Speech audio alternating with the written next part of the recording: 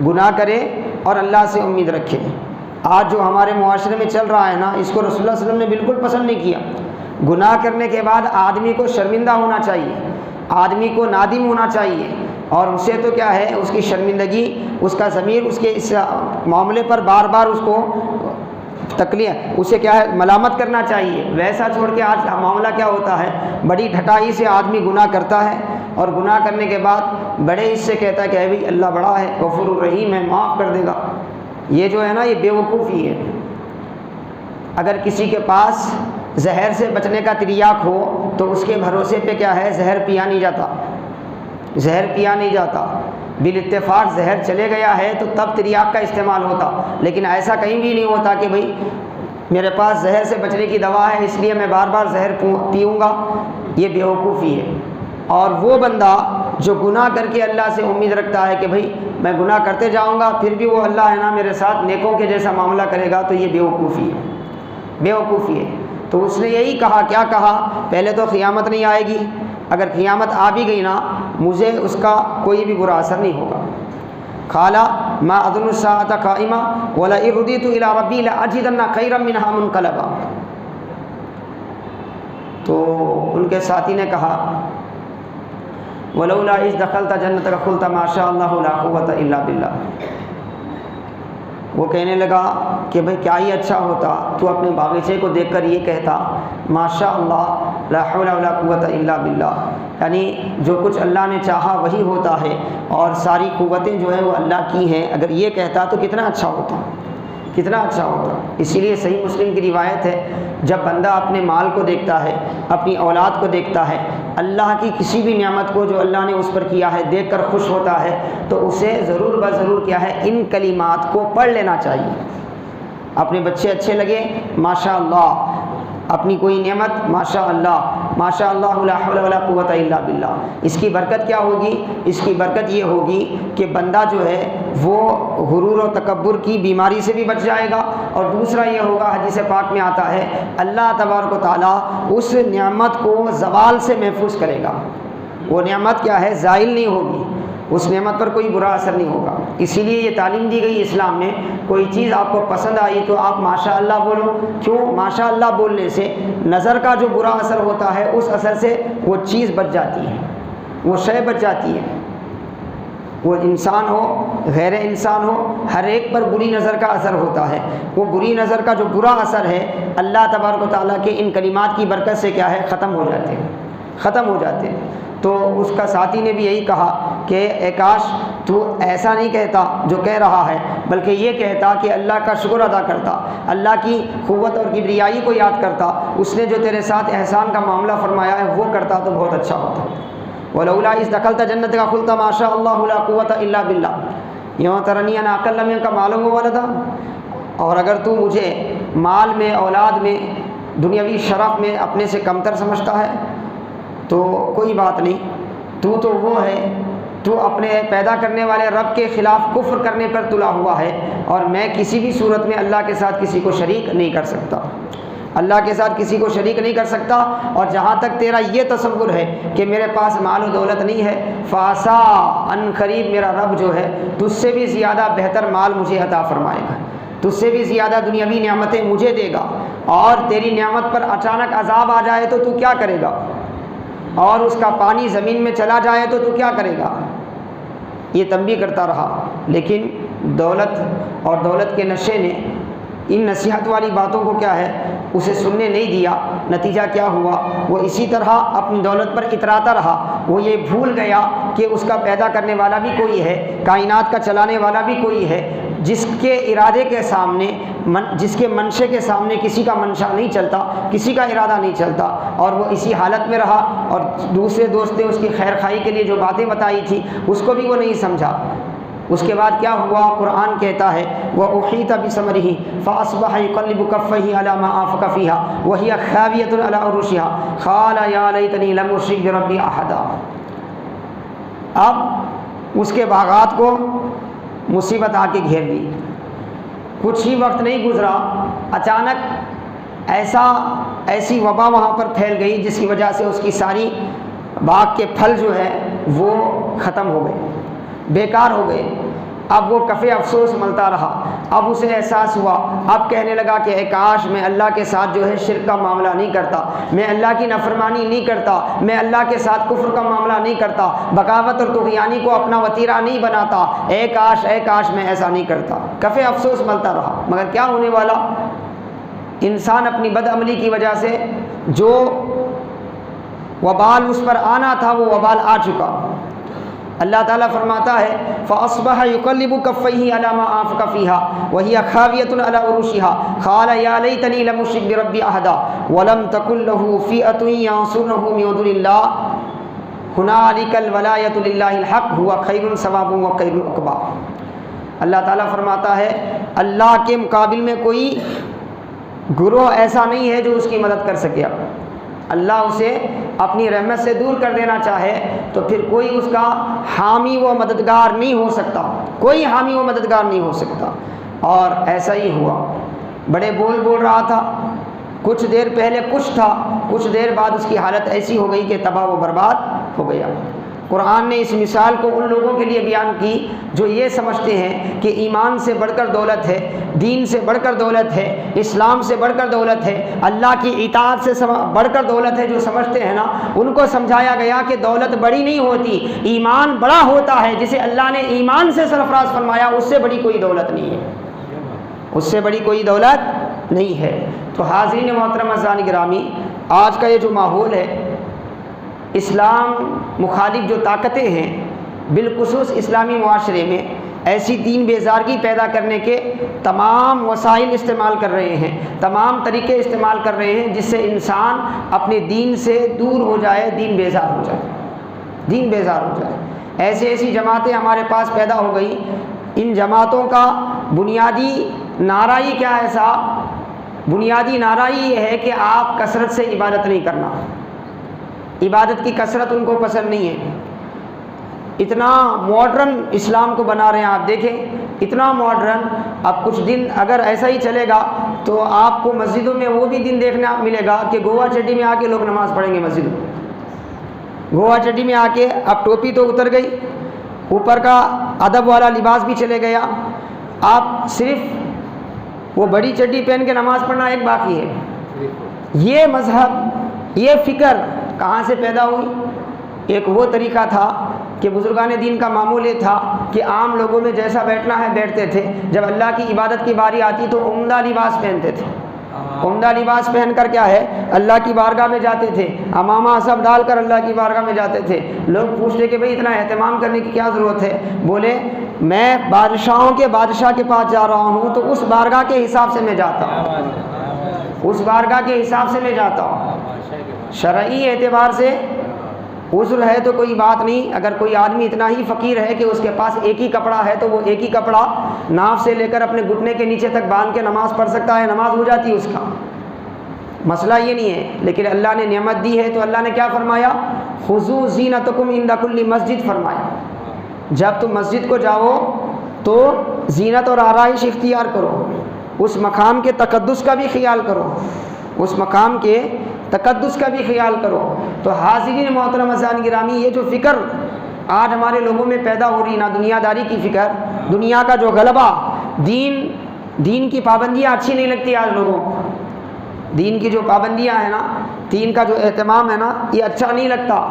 آسانیاں میں ایسی حالت کر لے لوگ، کون مسلمان ہے کون غیر مسلم ہے پہچاننا مشکل ہو گئے۔ ہماری جو پہچان ہے اس پہچانوں کو کیا ہے خود مسلمان مٹا رہا ہے۔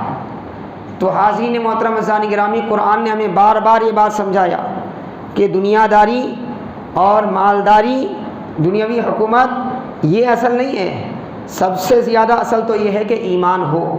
ہاں، ایمان کے ساتھ اگر کسی کو دولت ملے، ایمان کے ساتھ کسی کو حکومت ملے اور وہ اپنے ایمان کے ساتھ اس کے تقاضے پورا کرتے ہوئے دولت کا استعمال کرے تو واقعی وہ خوش قسمت ہے۔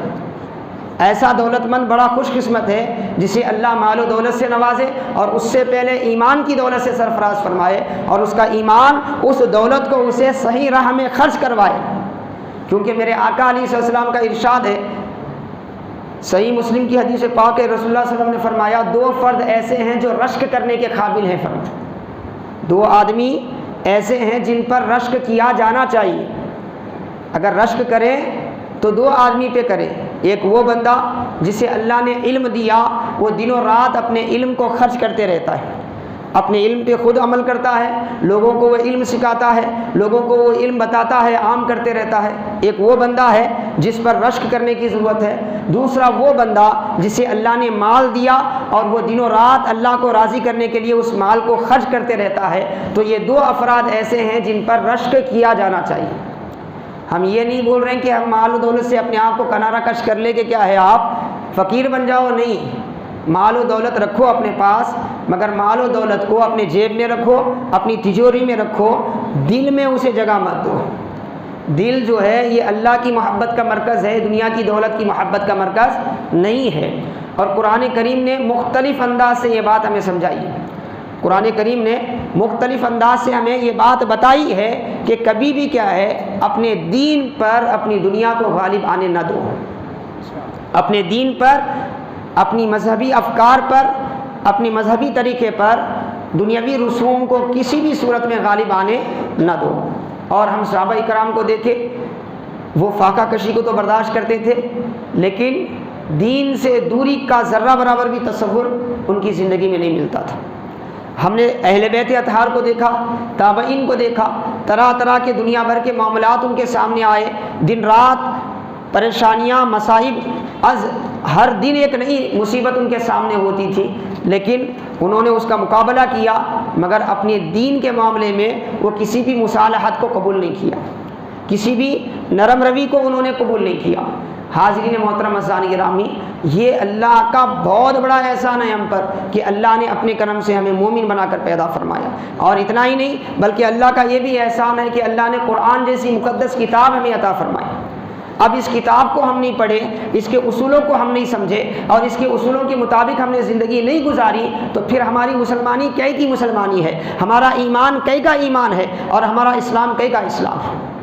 حاضرین محترم عزیزان گرامی، جو ایمان کے ساتھ رہتا ہے وہ تنہا بھی ہزاروں پر بھاری ہو جاتا ہے، جو ایمان سے دوری اختیار کرتا ہے وہ ہزاروں بھی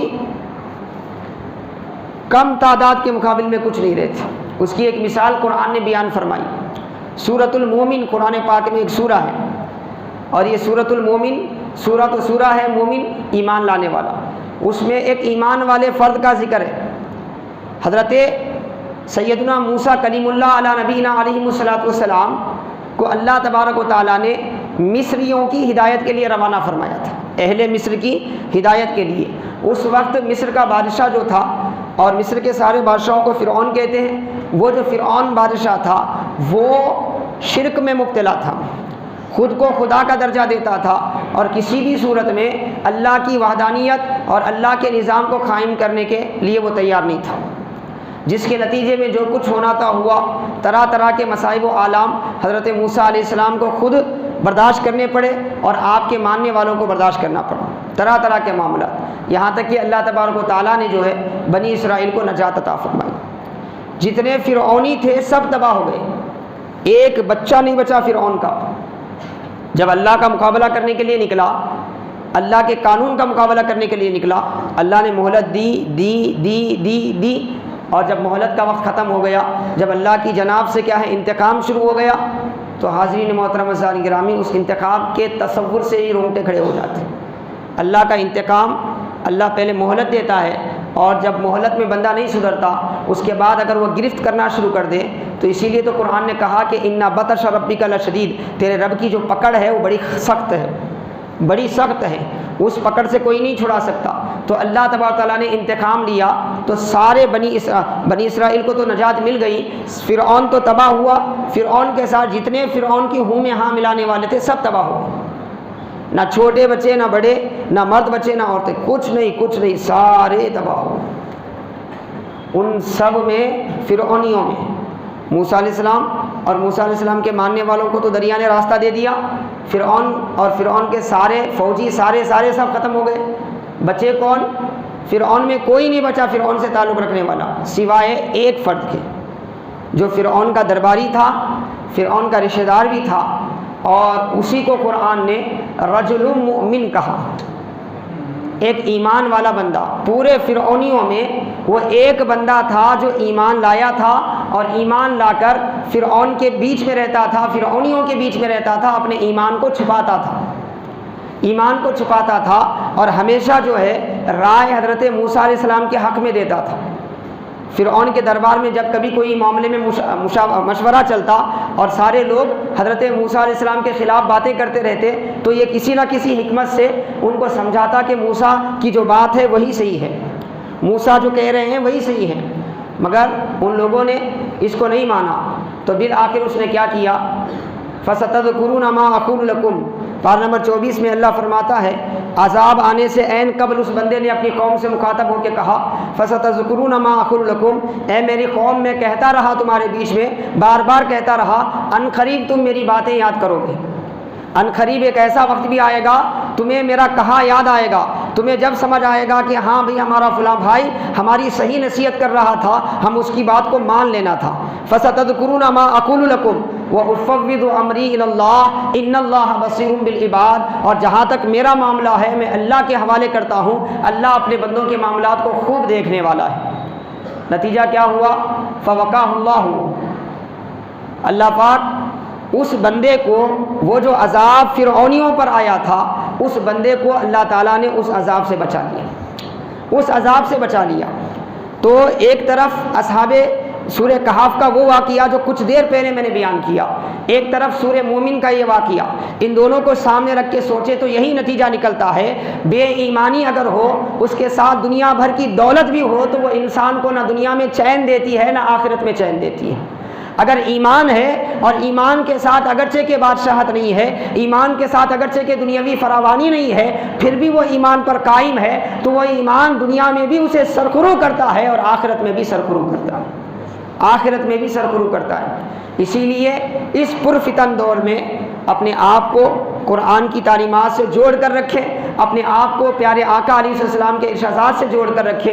بالخصوص حاضرین محترم عزیزان گرامی، جس طرح رمضان المبارک میں ہم اپنے آپ کو اللہ کے گھروں سے جوڑ رہے ہیں، مسجدوں سے جوڑ رہے ہیں، عبادتوں کو کیا ہے اپنا وتیرہ بنایا ہوا ہے، مجلسوں میں بیٹھتے ہیں، بیانات میں بیٹھتے ہیں، ایسا سال بھر بھی کیا ہے اہتمام کریں، سال بھر بھی اہتمام کریں، کیونکہ انسان کا مزاج ہے، انسان جو دیکھتا ہے، انسان جو سنتا ہے، اس کا اس کی زندگی پر اثر پڑتا ہے۔